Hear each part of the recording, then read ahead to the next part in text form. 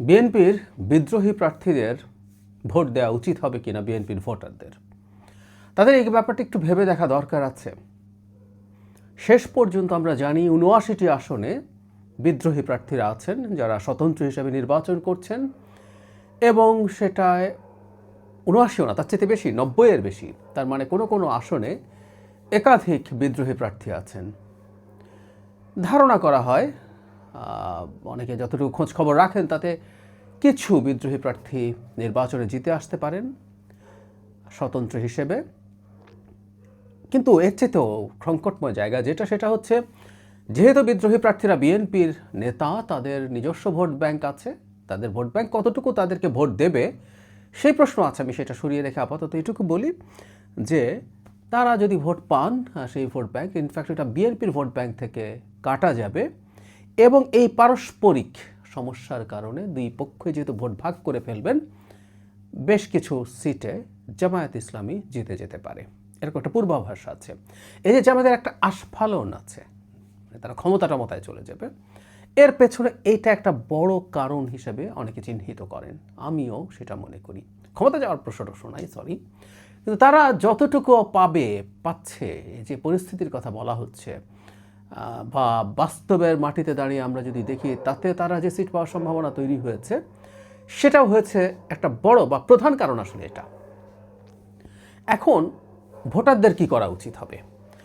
আমরা এটা মানি, যারা নির্বাচনে দাঁড়িয়েছেন তাদের অনেকের অসন্তোষ আছে, বা কোনো কোনো জায়গায় যোগ্য যিনি ছিলেন তাকেও হয়তো দেয়া হয়ে ওঠে নাই। একটা দল ভুল করে, এটা একদিকের ব্যাপার। আরেক দিকের ব্যাপার হলো, দলের সর্বোচ্চ পর্যায়ে অনেক বেশি কিছু দেখেন, তাদের অনেক রকম ডেটা থাকে, অনেক রকম হিসাব নিকেশ থাকে। সেটার কারণেই হয়তো কখনো কখনো আপাত দৃষ্টিতে যিনি বেশি যোগ্য প্রার্থী তাকে না দিয়ে আরেকজনকে দেয়া হতে হয়।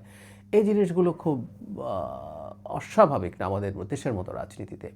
ওদিকে আরেকটা বড় সংকট হয়েছে, সেটা হলো বহু বছর যেহেতু নির্বাচন হয়নি, প্রচুর ক্যান্ডিডেটস জমে গেছে, প্রচুর স্বতন্ত্র থেকে যাবে, এটা আমি অনেক দিন ধরে অনুমান করছিলাম। কিন্তু আমার ধারণা ছিল স্বতন্ত্র এত বেশি স্বতন্ত্র থেকে যাবে না।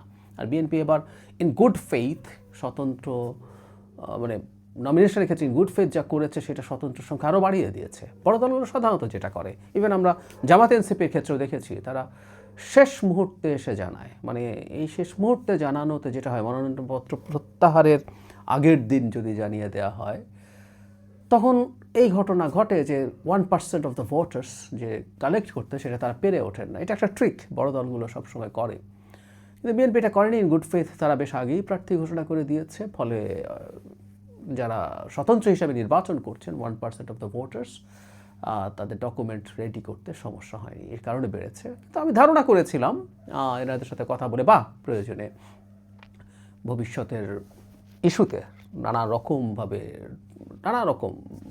তাদেরকে চাপ দেওয়া সম্ভব ছিল। মানে সাংগঠনিকভাবে প্রত্যেকে তো দল করতে চায়, দলে পদ পদবি চায়, তাদের ভবিষ্যৎ কী হবে, বহিষ্কার হয়ে যাবে, শুধু সেটা না, ভবিষ্যতে দলে ফিরে আসার ঝুঁকি তৈরি হবে, এরকম নানান রকম চাপও দেওয়ার সুযোগ ছিল বলে আমি মনে করি। কিন্তু বিএনপি কাজটা ঠিকঠাক মতো করতে পারেনি। এটা একটা বিএনপির অদক্ষতা হিসাবে আমরা দেখব। কিন্তু এখন ভোটারদের কী করা দরকার সেটা একটু মনে রাখবো আমরা। ভোটাররা ভাবা দরকার যে মানুষগুলোকে তারা ভোট দিচ্ছেন এই স্বতন্ত্রদেরকে জিতিয়ে, আসলে দিনের শেষে খুব লাভ বেশি হচ্ছে না। সংসদ নির্বাচন কিন্তু ব্যক্তির নির্বাচন না। সংসদ সদস্য কিন্তু স্থানীয় সরকারের প্রধান না, উনি উপজেলা চেয়ারম্যান না। ওনার কাছ থেকে আমরা অনেক উপজেলা চেয়ারম্যানের মতো কাজ আশা করি, দায়িত্ব আশা করি, কিন্তু এটা ওনার কাজ না। আমরা মূলত একটা দেশের সরকার তৈরি করতে যাচ্ছি, এবং সেই সরকারটা ততটাই শক্তিশালী হয়ে উঠবে যত বেশি সংসদ সদস্য তার দল থেকে নির্বাচিত হবে। বিএনপির জয় নিয়ে আমি একেবারেই সংশয় রাখি না, কিন্তু এটা যতটা বেশি সম্ভব সেটা করা দরকার। এবং তার চাইতে জরুরি কথা, জামায়াত জোটের এই যে সিট প্রাপ্তি যত কমিয়ে রাখা যায় সেটা ভালো হবে। আমরা খানিকটা মুক্ত পরিবেশে জামায়াতের যে আস্ফালন দেখছি, আস্ফালন এই অর্থে বলছে, একটা দল গণতান্ত্রিকভাবে অপারেট করে, সে গণতান্ত্রিকভাবে যদি গ্রো করে, দ্যাটস ফাইন। কিন্তু এই দলটার মধ্যে আমরা ফ্যাসিস্ট মানসিকতা দেখছি, ফ্যাসিস্ট এলিমেন্ট দেখছি, তার আচরণে, তার রেচরিকে, তার সমর্থকদের বক্তব্যে, নানান জায়গায়। এবং সবচেয়ে জরুরি কথা হচ্ছে, তাও যা করছে তার মধ্যে স্বচ্ছতা নেই, মুনাফিকি আছে। বিএনপির ভোটার যারা আছেন তাদের উচিত হবে কোনো স্বতন্ত্র প্রার্থীকে ভোট না দেয়া।